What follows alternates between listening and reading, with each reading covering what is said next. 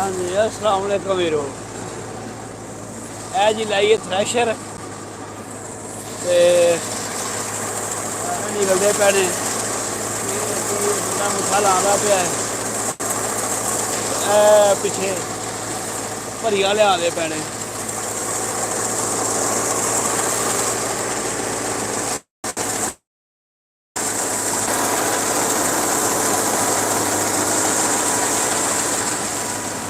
ਉਹ ਜਿਹੜਾ ਨਾ ਪਿੱਛੇ ਭਰੀਆਂ ਬੰਦੇ ਲਿਆਉਂਦੇ ਪਏ ਨੇ। ਇਹ ਆਪਣੀ 2-2.5 ਕਿੱਲੇ ਕਣਕ ਸੀ।